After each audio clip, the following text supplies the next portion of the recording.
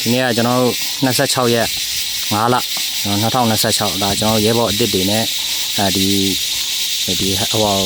အမှတ်တွေပါတယ်မပြည့်စုံနေတဲ့ရဲဘော်တွေကိုကျွန်တော်တို့ဒါတက်ဆင်တာဖြစ်ပါတယ်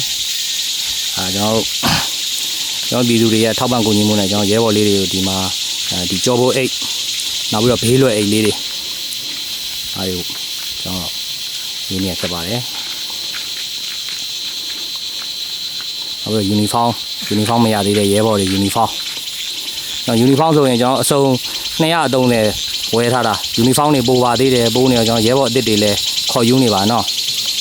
ရဲဘော်အစ်စ်ခေါ်ယူတာတော့ကျွန်တော်ဒီ line မောကနေဒီတခြားမြို့နယ်ကရဲဘော်တွေတော့ကျွန်တော်မခေါ်ပါဘူးဒီထဲမှာနေတာကျွန်တော် page messenger မှာလည်းလာမေးနေလို့ကျွန်တော်ပြောပြပါဒီရင်းမပင်ခရိုင်အတွင်းဆိုရင်ကျွန်တော်ရဲဘော်အစ်စ်တွေခေါ်ယူပါတယ်နော်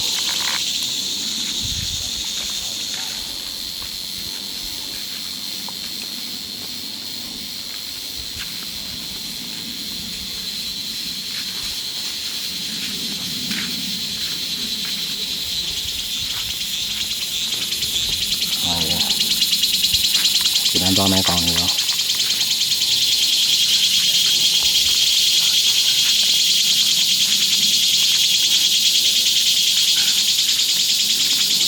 ကျွန်တော်ပြည်သူတွေရဲ့ဒါဆက်လက်ထောက်ပံ့ကူညီမှုတွေကျွန်တော်ဒီပေါက်တွေဆိုလဲကျွန်တော်ဆက်လက်ဖြည့်တင်းထားတာရှိပါတယ်နောက်ပြီးတော့ကြီးတွေလည်းထပ်ပြီးတော့ကျွန်တော်ဝယ်ယူဖြည့်တင်းထားတာရှိပါတယ်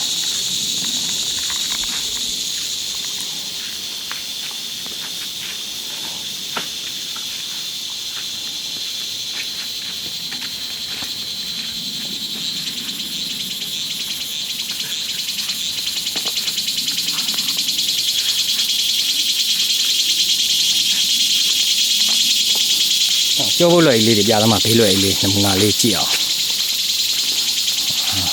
အဲကောင်ဟိုကောင်ဒါကျွန်တော်တို့ဒါကြောဖို့လွယ်အိတ်